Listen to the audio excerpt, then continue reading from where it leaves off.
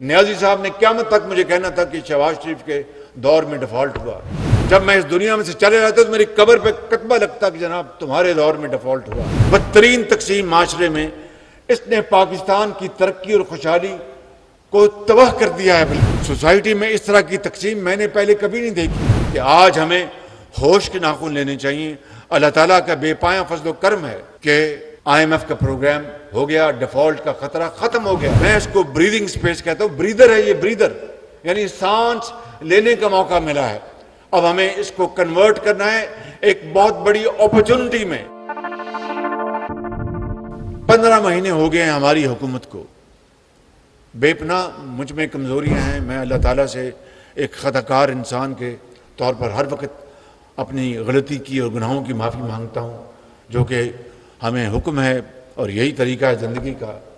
میں آپ کو آج گواہ بنا کر کہتا ہوں کہ 15 ماہ میں سیلاب سے لے کر, مہنگائی سے لے کر, IMF سے لے کر ملک کے اندر بدترین تقسیم کا مجھے سامنا کرنا پڑا. سوسائٹی میں اس طرح کی تقسیم میں نے پہلے کبھی نہیں دیکھی. ہر جگہ دنیا میں الیکشن ہوتے ہیں, سیاست ہوتی ہے, جمہوریت ہے, لیکن الیکشن کے بعد بے شک وہ ایک دوسرے کو ناپسند کریں, لیکن جمہوریت اور اس طریقے سے وہ معاشرے میں وہ پاکستان کو آگے بڑھاتے ہیں. لیکن یہاں پر جو تقسیم ہے اس وقت, بدترین تقسیم معاشرے میں, اس نے پاکستان کی ترقی اور خوشحالی کو تباہ کر دیا ہے. بالکل آج میں پھر کہتا ہوں کہ آئیں چارٹر آف اکانومی کریں, آئیں چارٹر آف ڈیموکریسی کے لیے کام کریں. کیونکہ کوئی حکومت آئے اور جائے, معاشی پروگرام جس طرح دنیا کے بعض ممالک میں یہ طے ہے, امریکہ میں یہ طے ہے کہ کوئی حکومت امریکہ میں آئے یا جائے, وہاں پر ان کا ایک چارٹر ہے, اس کے اوپر وہ کوئی تبدیلی نہیں کرتے. ملک کی سالمیت, ملک کی ترقی, ملک کا معاشی پروگرام, ملک کی فارن پالیسی, اسی طریقے سے ہم پاکستان میں میں آج اس لیے یہ باتیں کر رہا ہوں کہ آپ اس ملک کا مستقبل ہیں. آپ نے انشاءاللہ یقیناً, مجھے اس میں کوئی ڈاؤٹ نہیں کہ آپ پاکستان کی جو تاریخ بدل دیں گے اپنی محنت اور لیاقت سے. دنیا میں پاکستان کو اس کا کھویا مقام آپ دلوائیں گے, مجھے اس میں کوئی شک نہیں, اور انشاءاللہ یہ ہو کے رہے گا.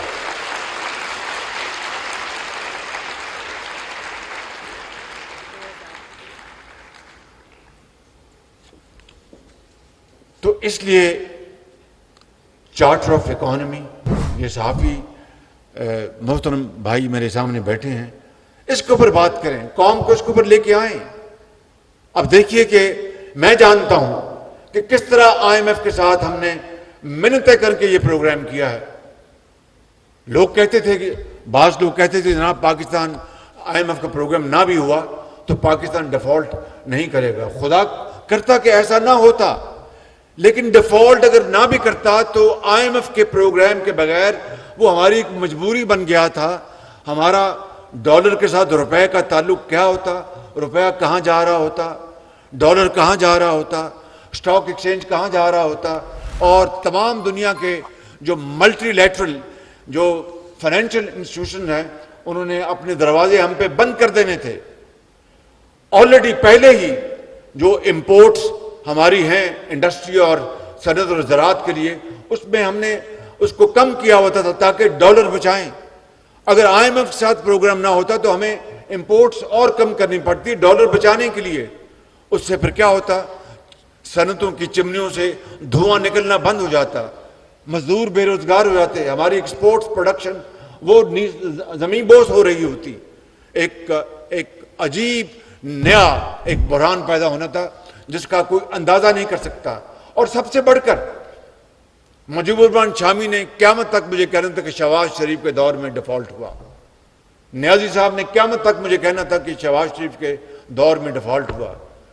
جب میں اس دنیا میں سے چلے جاتا تو میری قبر پہ کتبہ لگتا کہ جناب تمہارے دور میں ڈیفالٹ ہوا. تو یہ ڈیفالٹ اگر خدا نہ خواستہ ہوتا تو یہ 15 مہینے کا نتیجہ تھا, نہیں, یہ 75 سال کا قصہ ہے. ٹائمز آف کراچی سے جڑے رہنے کے لیے ہمارا چینل سبسکرائب کریں. ہماری ویڈیوز کو سب سے پہلے دیکھنے اور باخبر رہنے کے لیے بیل آئیکن پر کلک کرنا نہ بھولیں. یہ 75 سال کا قصہ ہے جس میں پولیٹیکل اور ملٹری ڈکٹیٹرشپ سب نے اس میں حصہ ڈالا، اور اشرافیہ کا سب سے بڑی ذمہ داری اشرافیہ کی ہے. تو میں یہ کہنا چاہتا ہوں کہ آج ہمیں ہوش کے ناخن لینے چاہیے. اللہ تعالیٰ کا بے پایاں فضل و کرم ہے کہ IMF کا پروگرام ہو گیا، ڈیفالٹ کا خطرہ ختم ہو گیا، لیکن اب ہمیں، اور میں اس کو بریدنگ سپیس کہتا ہوں، بریدر ہے یہ، بریدر یعنی سانس لینے کا موقع ملا ہے. اب ہمیں اس کو کنورٹ کرنا ہے ایک بہت بڑی اپرچونٹی میں. وہ تبھی ہوگا کہ ایک ویژن، کہ ہم نے اپنی صنعت کو کس طرح آگے لے کے جانا ہے، ہم نے اپنی زراعت کو کس طرح آگے لے کے جانا ہے، ہم نے ان ڈاکٹرز کو. اب دیکھیے اس قوم کی یہ عظیم بیٹی ایم فل کر لیا دانش اسکول، اور پھر یونیورسٹی میں گئی، ایم فل کر لیے انگلش میں، جاب نہیں مل رہی اس کو. آج اگر یہ پروگرام نہ ہوتا تو نہ جانے زندگی کے اندھے تھپیڑے اس کا مقدر ہوتے. اور یہ کوئی، میں سمجھتا ہوں کہ کوئی فیور کی بات نہیں، یہ کوئی احسان نہیں، اس کا حق تھا. اشرافیہ کے بچے اور بیٹیاں وہ تو دنیا کی بہترین یونیورسٹیوں میں نارتھ امریکہ میں اور جنوبی فرانس میں پڑھ سکتے ہیں. اشرافیہ مجھ سمیت یہ سیاستدان اور بڑے بڑے عہدوں پر، بڑی بات سنیں ذرا غور سے پلیز، بڑے بڑے عہدوں کے اوپر جو موجود ہیں وہ حکومت کے خرچے کے اوپر اپنے بچوں اور بچوں کا علاج باہر کرا سکتے ہیں، مگر غریب کے بچے کو جعلی دوائی ملے اور وہ ہسپتال میں دم توڑ جائے دوائی اور علاج کے بغیر. یہ قائد کا پاکستان نہ تھا نہ ہے.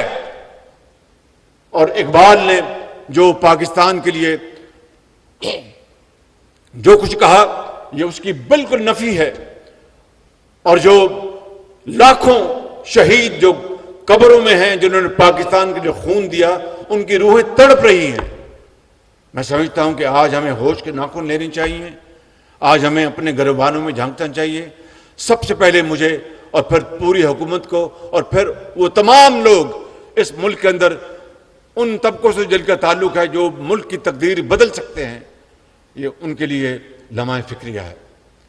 اور میں سمجھتا ہوں کہ اگر آج ہم مل بیٹھ کر اپنے اختلافات دفن کر کے اگر ہم ایک ہو جائیں تو پھر کوئی مشکل، کوئی رکاوٹ ہمارے راستے کی زنجیر نہیں بن سکے گی.